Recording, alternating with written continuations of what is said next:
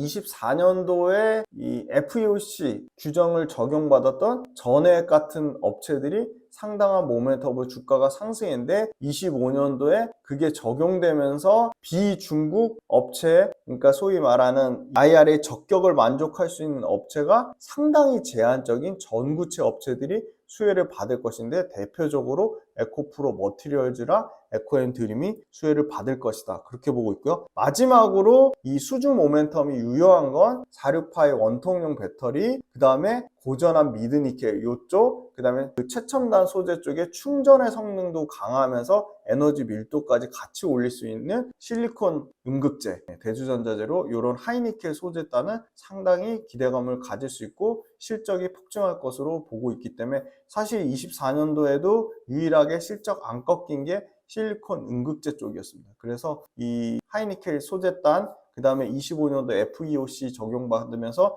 쇼티지인 전구체 업체를 좀 주목해보자, 이렇게 말씀드리겠습니다.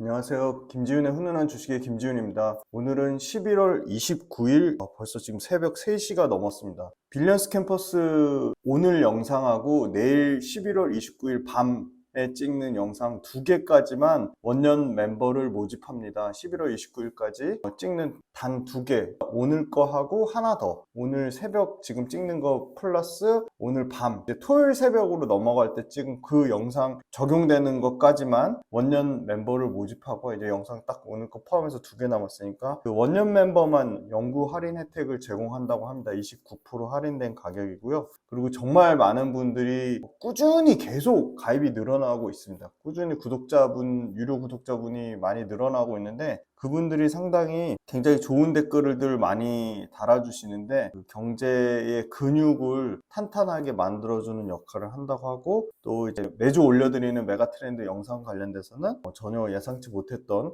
굉장히 좀 신선하고 또 재밌고, 그리고 상당히 도움이 많이 된다는 댓글이 있었고요. 아주 일목요연하게 매일매일 시장 정리해드리는 걸로 투자에 굉장히 판단에 상당히 많이 도움이 된다고 해서, 제가 커뮤니티에 어떤 식으로 댓글이 달리는지 그것도 한번 공유해드릴 예정이고요. 그래서 이 빌리언스 캠퍼스 연구 구독 관련돼서 11월 29일까지만 원년 멤버 마감한다고 하니까 많은 관심을 꼭 좀 부탁드리겠습니다. 그리고 지금 빌리언스 캠퍼스 열심히 구독해서 저하고 같이 공부하시는 모든 분들께 진심으로 감사드립니다. 그리고 빌리언스 캠퍼스에 또 열심히 댓글 달면서 적극적으로 참여해 주신 분들, 유튜브에도 언제든지 궁금하신 거 물어보셔도 되고, 적극적으로 유튜브하고 빌리언스 캠퍼스 2가지 다 동시에 잘 활용하셨으면 좋겠고요. 아마 빌리언스 캠퍼스 그 구독자분들 모시고 또 제가 건의를 해서 아마 올해 가기 전에 한 번 정도 오프라인에서 모임을 하면 좋지 않을까, 그런 생각을 갖고 있고요. 신청은 고정 댓글을 통해서 오늘 영상하고 29일에서 30일로 넘어가는 새벽에 영상 찍는 것까지 그 원년 멤버한테 연구 할인 혜택 제공한다고 하니까 11월 29일까지 그 빌리언스 캠퍼스 구독 모델에 대해서 많은 관심 부탁드리고, 정말 많은 분들이 응원해주고 계시니까 그분들하고 끝까지 함께 잘 재밌고 즐거운 투자 라이프를 오래오래 실전 투자에 실제 도움까지 되는 재밌고 즐거우면서 오래오래 즐길 수 있는 투자 라이프를 이어갈 수 있도록 빌리언스 캠퍼스 구독 모델을 한번 잘 만들어 보겠습니다.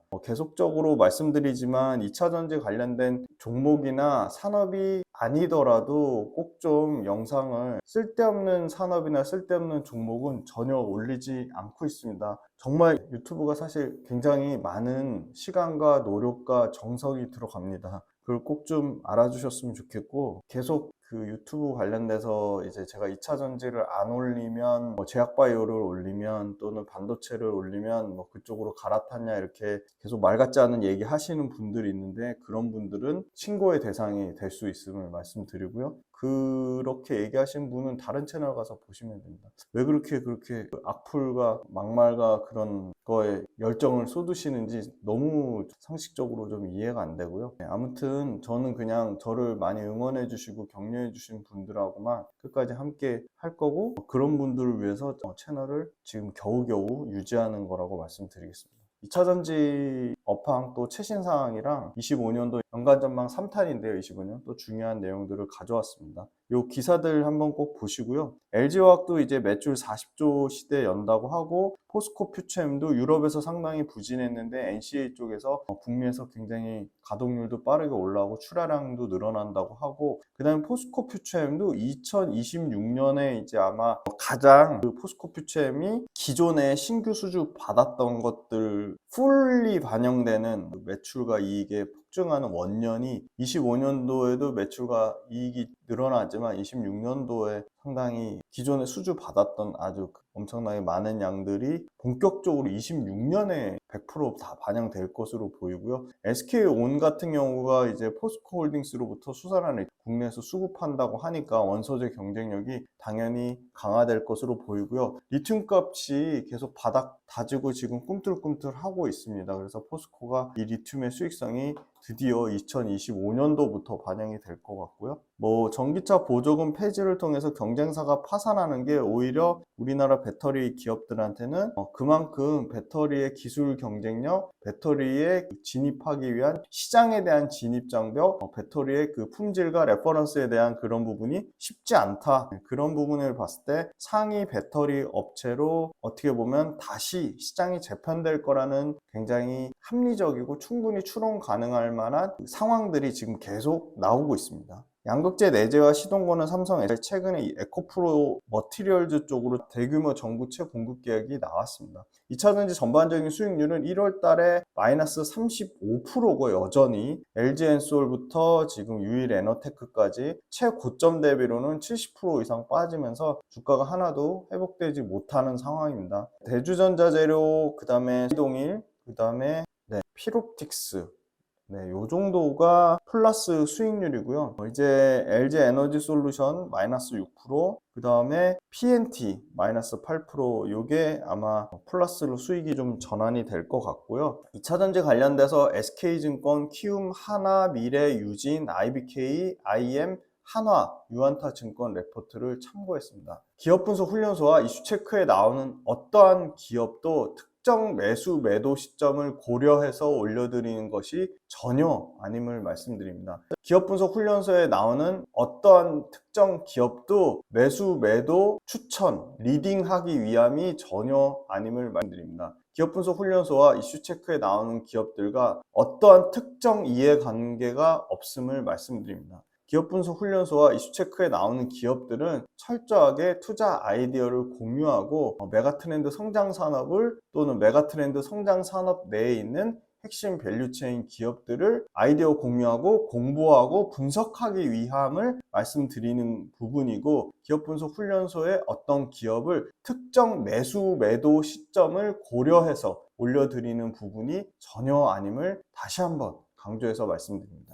키움증권하고 SK증권에서 조금 더 보수적인 목표치가 나왔는데, SK증권 같은 경우가 연초만 해도 2100만 대 25년도 출하량에서 1975만 대로 출하량 추정치를 낮췄고요. 올해 출하 전망치도 1850만 대에서 1675만 대로 하향 조정을 했습니다. 순수 전기차 BEV 기준으로는 전년 대비 11% 성장으로 끝날 것으로 보이고요. 제일 중요한 거는 이 부분입니다. 고객사들, 완성차 업체들이 약속한 장기 공급 계약을 얼마나 준수하는지 여부가 중요합니다. 바인딩 계약이라고 해도 위약금을 물고 취소할 수가 있다는 점이고요. 2차전지의 가장 큰 우려라고 보는 요인은 공급 증가 부분이 수요 증가를 초과한다는 겁니다. 국내 셀 3사가 25년에 생산 관련돼서 약 128기가와트를 더 추가적으로 증분한다고 봤는데, 실제 나가는 출하량에 대한 수요 기대치는 72기가와트시로 약 50기가와트시 이상의 공급이 더 초과될 거라고 보는 게 상당히 내년에도 어떻게 보면 리스크 요인이라고 보고 있고요.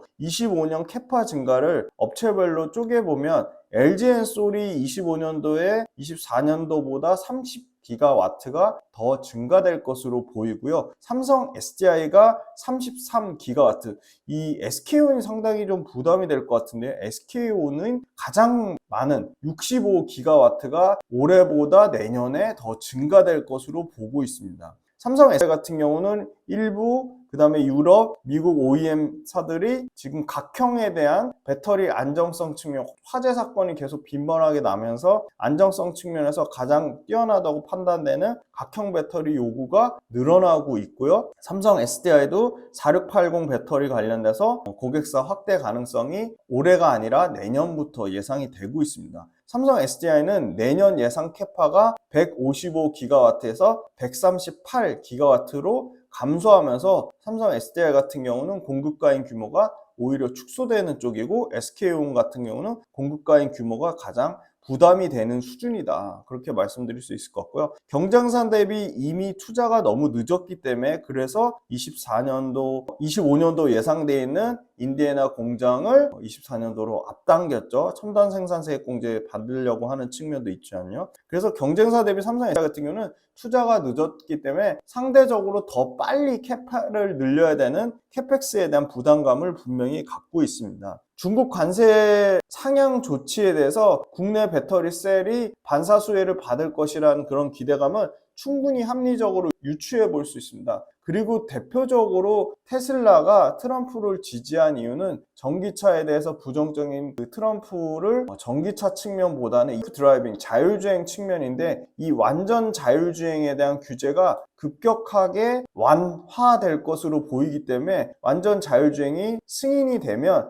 당연히 이 완전 자율주행의 가장 핵심 동력원으로 할 수 있는 거는 하이브리드 차도 아니고 바로 전기차입니다. 그러니까 완전 자율주행이 승인이 돼서 폭발적으로 증가한다고 하면 당연히 그 완전 자율주행을 만족할 수 있는 완성차는 전기차밖에 없다. 그래서 이 전기차 침투율이 이 자율주행 때문에 증가하는 효과가 상당히 클 것으로 예상이 되고요. 현지화 프리미엄을 감안하면 현재 공장 캐파를 갖고 있는 당연히 엔솔, SK온, 삼성 SDI의 수주 기회는 확대될 수밖에 없다. 중국이 CATL이 미시간에 포드랑 공장 지은 부분이 축소가 되고 있고요. 스볼트가 유럽에서 독일에서 특히 공장 지었던 부분이 중단된 부분이 있고요. 생각보다 파나소닉도 미국이나 유럽에서 특히 파나소닉은 유럽에선 점유율이 거의 없으니까 미국에서 공장 캐파를 늘렸던 부분을 축소하는 측면이 있습니다. 그래서 파나소닉, 일본 업체,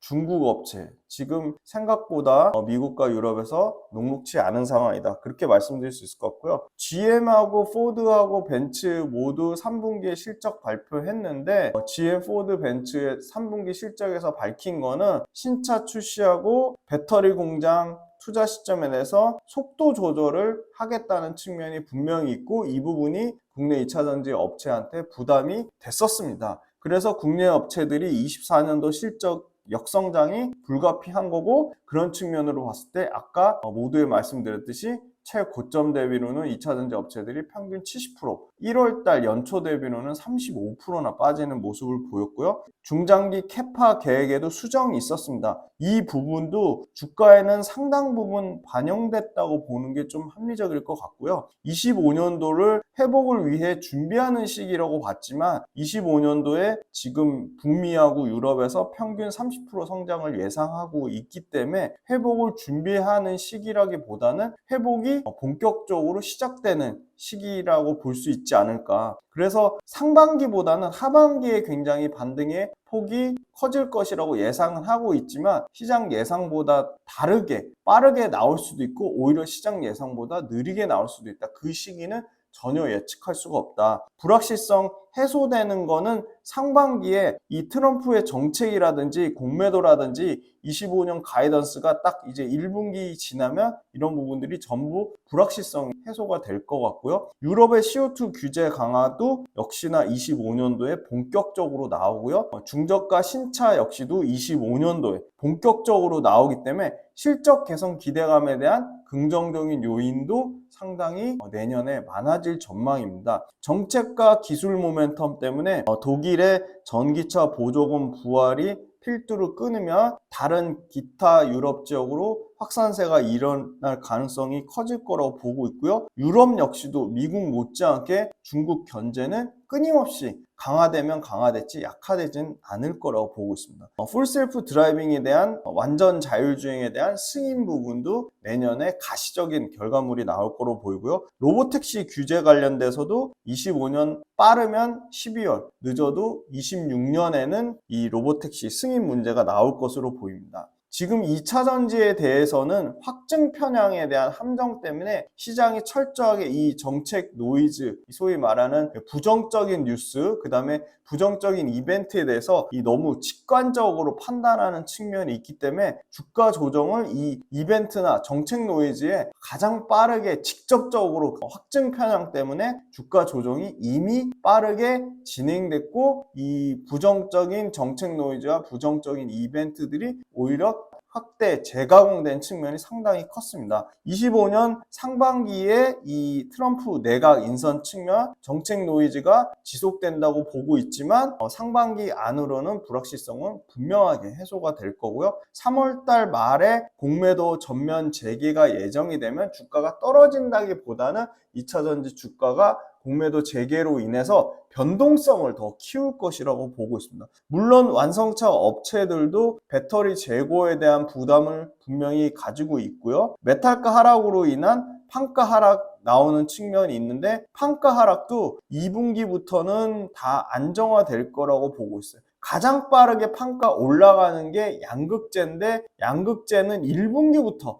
판가가 안정화될 거라고 보고 있습니다. 양극재를 제외한 배터리 셀과 나머지 소재단의 판가 안정은 2분기를 예상하고 있고, 로모션에 따르면 10월 달에 누적된 전기차 글로벌 판매량은 전년 대비 24% 증가한 1330만 대를 누적 판매량을 기록했는데, 역시나 중국이 38% 증가했고요. 유럽이 올해 연말까지 가면 3% 정도 역성장할 것으로 보이고, 최종 250만 대에서 270만 대를 예상하고 있습니다. 북미는 9% 정도 성장한 140만 대를 예상을 하고 있습니다. 25년도 상반기까지는 아무래도 완성차의 재고 부담이 지속될 것으로 보이고요. 메탈가 하락에 따른 판가 하락을 전망하고 있는데, 이 판가 하락 같은 경우도 1분기, 내년 1분기에 양극재를 필두로 상당히 안정화되면서 상승 추세를 바뀔 것으로 보고 있습니다. 4분기 때 아마 다시 한번 이 실적 빅베스가 뭐냐? 안 좋은 거 한 번에 다 떨구는 거예요. 그 빅베스 가능성 때문에 4분기에 이 배터리 셀단과 소재단 업체들이 소위 말하는 한 번 더 저점을 찍을 것으로 보이고요. 내년 1분기까지 또 일부 기업들의 적자 형태가 이어질 것으로 보지만, 2분기가 되는 순간부터 대부분의 소재단 기업들까지 다 흑자 전환을 예상을 하고 있습니다. 유럽 자동차 제조협회 ACEA에 따르면 25년도 CO2 규제 때문에 자동차 산업 전체적으로 약 150억 유로 이상의 벌금을 지불할 것으로 예상되고 있기 때문에, 이 벌금을 지불하지 않기 위해서는 전기차 생산을 당연히 더 늘려야 된다고 보고 있습니다. 기본도 안 돼 있는데 투자하시는 분들이 저는 90% 이상이라고 봅니다. 제가 오프라인 강의 다니면서 정말 많이 느꼈던 게, 2차 전지를 투자하는데 제품이 어디로 납품하는지도 몰라요. 1년 매출이 얼마 되는지도 몰라요. 일반인 투자자분들이 단기적인 변동성을 취해서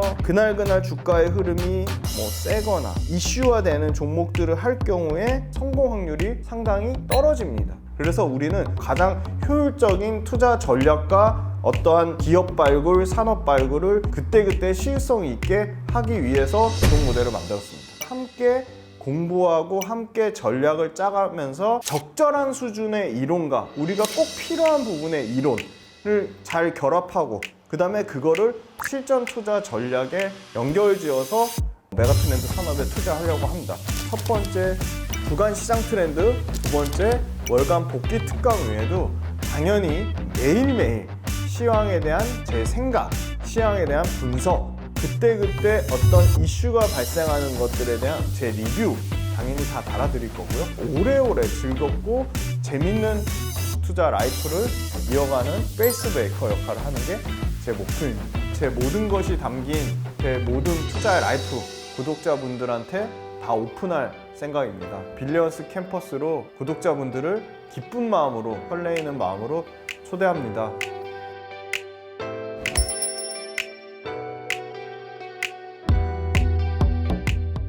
과거 트럼프 1기와는 다르게 전기차 기술은 자동차 산업의 핵심 기술 경쟁력으로 자리 잡고 있습니다. 왜냐하면 자율주행하고 결합을 하기 때문에 미국 완성차 업체들의 이 글로벌 경쟁력이라고 하면 미국 완성차 업체들이 미래 모빌리티 시장을 선점해야 하기 때문에 전기차 투자를 철회하는 쪽보다는 장려하는 쪽에 훨씬 미국의 미래 모빌리티, 첨단 모빌리티 산업을 육성하고 글로벌 경쟁력을 유지하기 위해서도 전기차 투자는 반드시 필요하다고 보고 있고요. 특히 트럼프 인수위원회에서 주목하고 있는 Full Self Driving, 완전 자율주행, Software Defined Vehicle, 이 미래 모빌리티 구현을 위해서 전기차의 역할이 당연히 중요해질 수밖에 없다. 소프트웨어 디파인드 비이클의 최적화도 역시 전기차다, 그렇게 말씀드리고요. 폭스바겐 벤츠 같은 유럽 OEM사 사례에서 보듯이 결국 전기차 기술 경쟁력 후퇴는 폭스바겐 요번에 노스볼트 관련돼서 이 자동차 업체의 중장기적인 경쟁력을 엄청나게 떨어뜨리는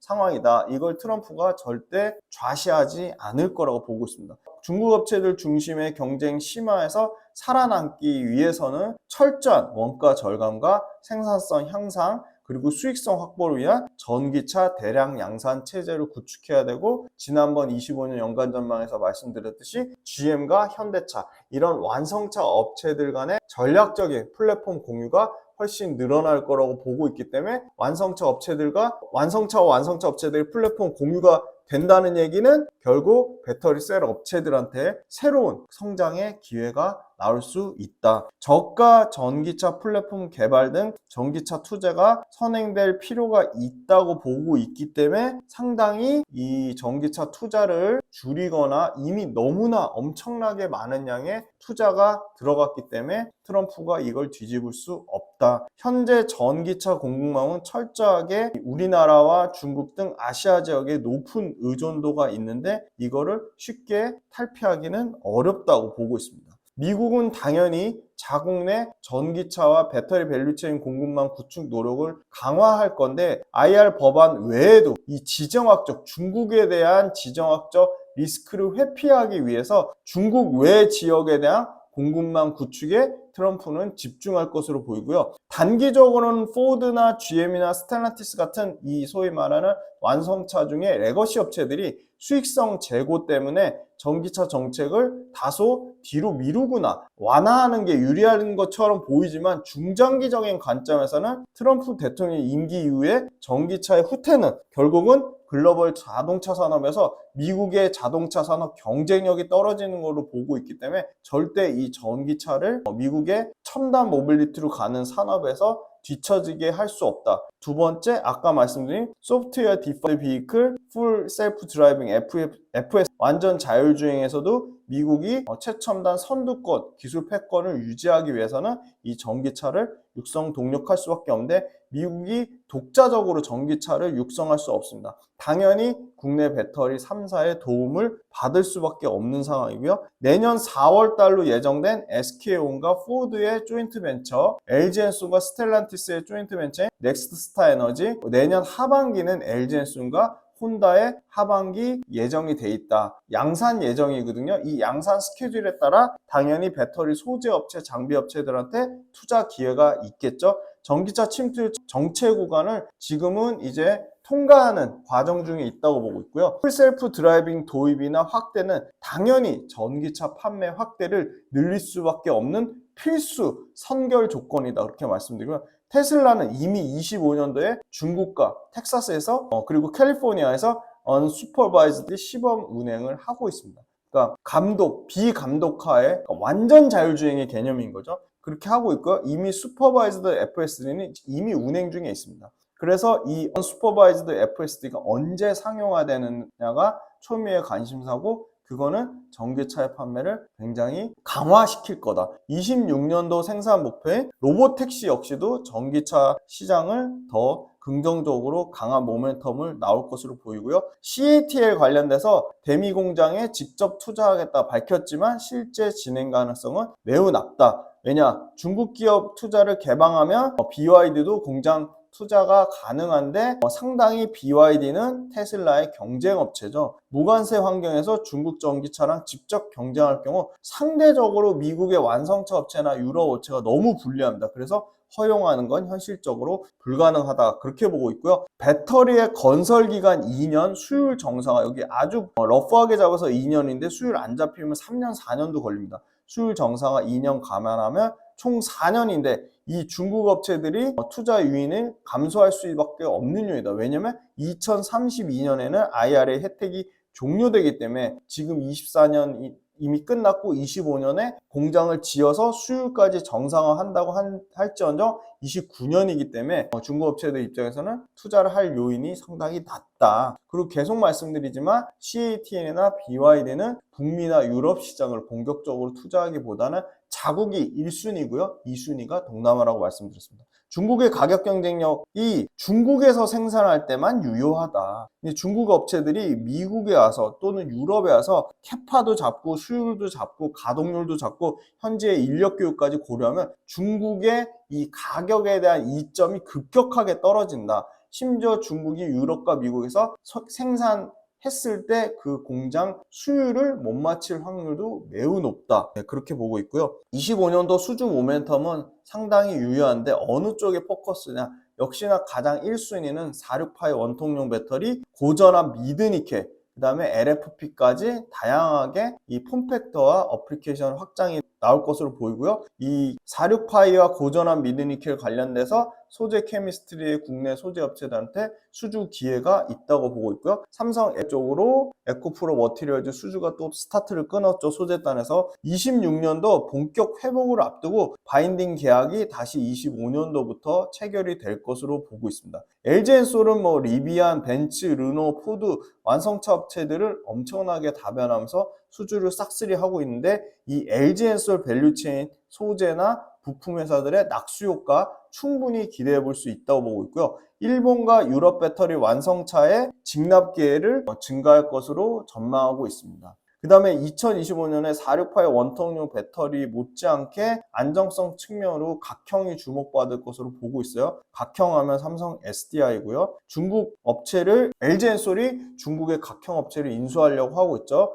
그 다음에 건식공정 계속 주목받을 것으로 보이고 이 건식공정에도 쓰이는 실리콘 응급제 충전 관련돼서 엄청나게 실리콘 응급제 많이 쓰일 것으로 보이고요. 그 다음에 고전압 미드니켈 LFP를 대체할 고전압 미드니켈 상당히 기대감을 갖고 있고요. 테슬라도 전년 대비 105%씩 증가하고 있는 ESS, 삼성 SDI와 LG엔솔도 솔솔찮게 ESS 수주로 받고 있죠. 그 다음에 마지막으로 현실 가능성이 시간상으로는 제일 뒤인데 전고체 모멘텀도 좀 주목을 해보자. 24년 초에 FEOC 배터리 부품에 적용을 받았던 전해액 업체들이 강력한 주가 상승의 모멘텀을 나타냈는데 그럼 25년에는 뭐냐? 25년도부터 당장 25년 1월 1일부터 핵심 광물 FEOC 규제 적용을 받는 전고체 업체들이 25년 최대 수혜를 받을 거라고 보고 있고요. 특히나 전고체 업체들은 양극재 업체보다 더 경쟁자 수가 상당히 제한적이기 때문에 최대 수혜를 볼 거라고 보고 있습니다. 신차 탑재가 본격화되고 있는 물량, 성능 비중도 늘어나고 완성차의 종류도 다양해진, 적용되는 완성차의 종류도 다양해지는 저는 여전히 실리콘 응급제가 상당히 계속 25년도에도 주목받을 수밖에 없다. 그렇게 보고 있고요. 25년도에 리튬의 가격은 톤당 82,000위안이 거의 최바닥권 가격을 형성하지 않을까 보고 있고 82,000위안에서 119,000위안 사이에 밴드 구간을 형성할 거로 보고 있습니다.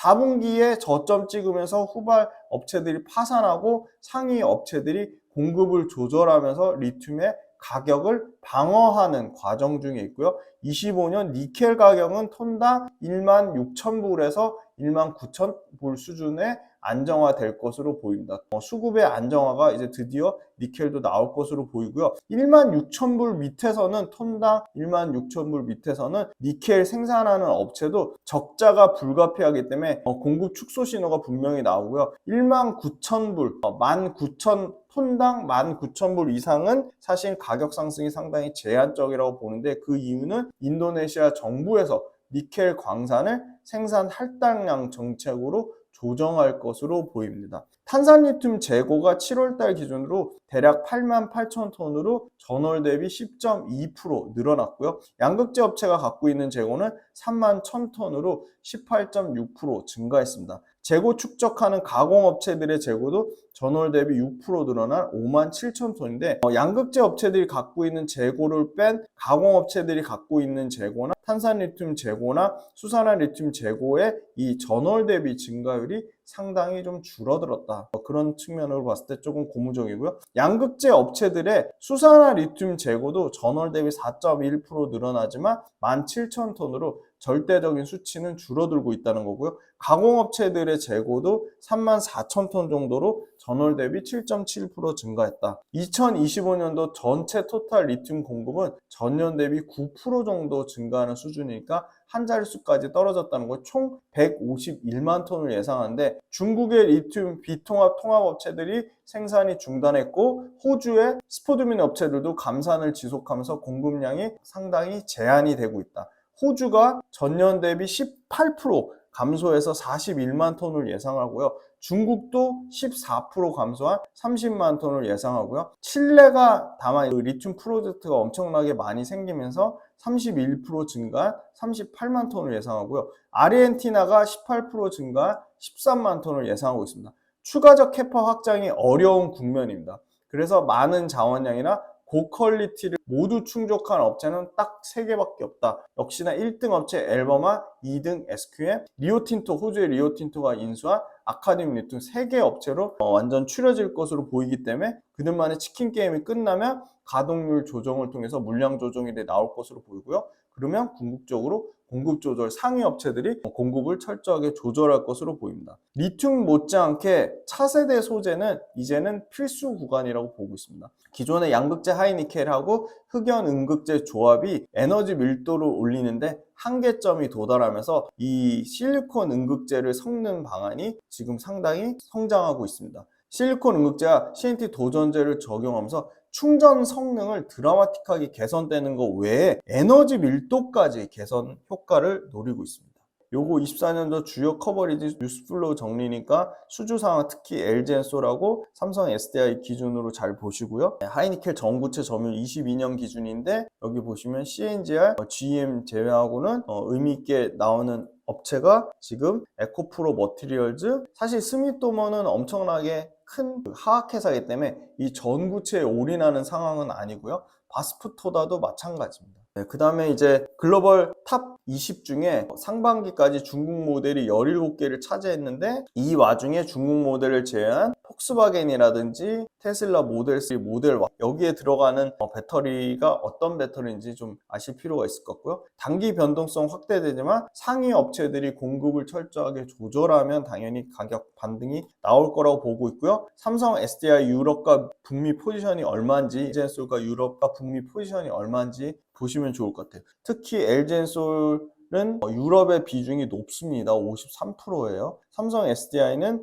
북미의 비중이 대략 40%대가 좀 안 됩니다. 30% 초중반밖에 안 된다는 거고요. 그 다음에 이제 CO2 규제를 충족하기 위해서 전기차 비중 정리를 했고, 25,000유로의 신차가 이렇게 25년도부터 쏟아져 나온다는 겁니다. 판매량 성장률 누계가 가장 올해는 좋았고요. 포드 좋았고, 현대기아, 테슬라 다 역성장했는데 테슬라가 내년에 30% 성장한다고 밝힌 거죠. 그 다음에 공급과잉 심화 때문에 지금 요 부분, 요거 25년도 잘못됐는데요. 공급과잉 심화돼서 그 부분 관련돼서 배터리 가격이 더 떨어질 가능성이 있다. 그런 측면이 있고, 지금 이해가 이렇게 드라마틱하게 늘어난다는 겁니다.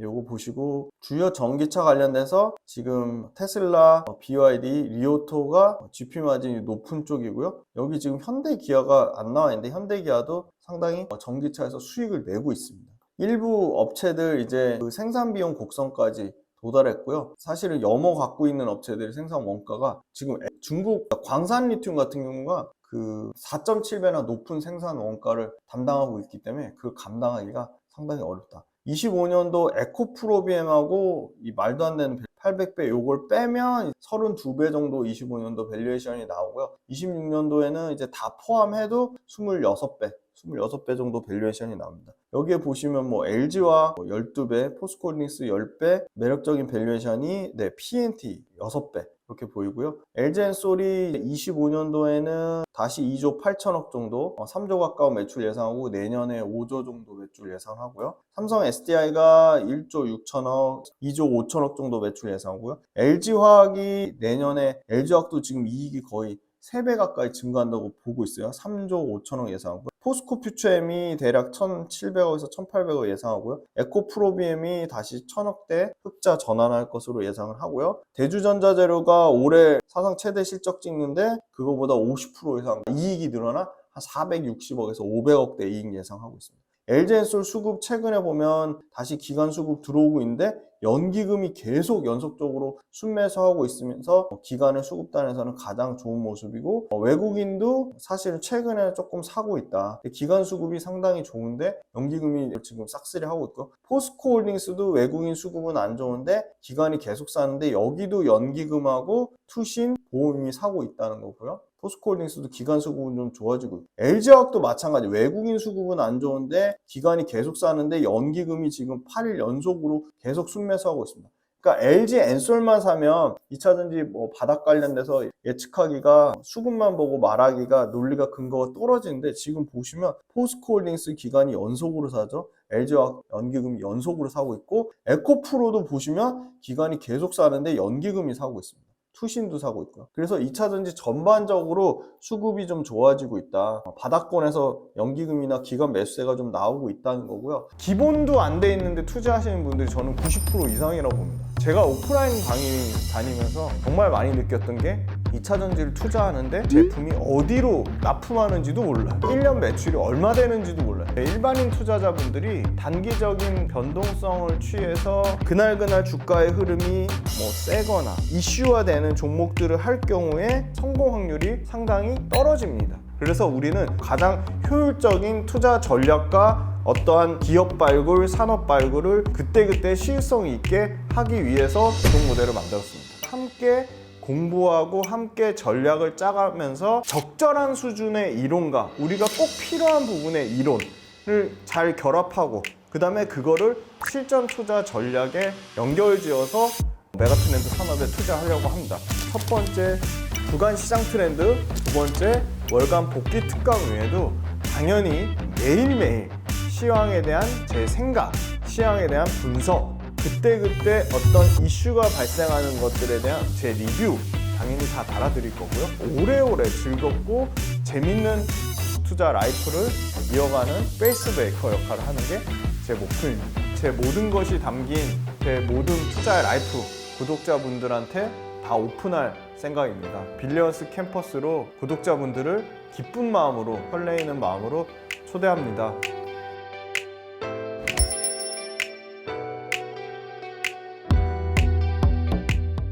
요약해서 말씀드리면 리튬 가격이 이제 바닥을 찍고 상위 업체들이 공급량을 조절하면서 나머지 업체들은 다 도태되거나 파산되고 상위 업체들이 공급량 조절하면 리튬 가격이 오를 수밖에 없다는 거고요. 두 번째는 전기차 관련돼서 유럽과 미국에서 30% 이상 성장 나오는 거 외에 이 테슬라의 풀 셀프 드라이빙 FSD랑 소프트웨어 디파인드 비이클 소프트웨어에 초점이 맞춰진 첨단 미래 모빌리티 산업을 미국이 주도권을 가져가기 위해서는 전기차 관련된 여러 가지 각종 혜택을 없애겠다는 것을 없앨 수 없는 상황이다. 그 미국의 소프트웨어 디파인드 비이클이나 완전 자율주행 드라이빙이 되려면 전기차밖에 없다. 동력원으로는 전기차밖에 없다는 거고요. 세 번째는 이 바로 24년도에 이 FEOC 규정을 적용받았던 전액 같은 업체들이 상당한 모멘텀으로 주가가 상승했는데 25년도에 그게 적용되면서 비중국 업체, 그러니까 소위 말하는 IRA 적격을 만족할 수 있는 업체가 상당히 제한적인 전구체 업체들이 수혜를 받을 것인데 대표적으로 에코프로 머티리얼즈랑 에코앤드림이 수혜를 받을 것이다. 그렇게 보고 있고요. 마지막으로 이 수주 모멘텀이 유효한 건 468의 원통용 배터리, 그 다음에 고전한 미드니켈 이쪽, 그 다음에 그 최첨단 소재 쪽에 충전의 성능도 강하면서 에너지 밀도까지 같이 올릴 수 있는 실리콘 음극재, 대주전자재로 이런 하이니켈 소재단은 상당히 기대감을 가질 수 있고 실적이 폭증할 것으로 보고 있기 때문에 사실 24년도에도 유일하게 실적 안 꺾인 게 실리콘 음극재 쪽이었습니다. 그래서 이 하이니켈 소재단, 그 다음에 25년도 FEOC 적용받으면서 쇼티지인 전구체 업체를 좀 주목해보자, 이렇게 말씀드리겠습니다. 네, 11월 29일 요번 영상, 그 다음 영상까지 포함돼서 마감하는 빌리언스 캠퍼스 유료 구독 모델 연구 할인 혜택 적용받는 원년 멤버 모집에 다시 한번 많은 관심과 참여, 적극적인 참여 부탁드리겠습니다. 감사합니다.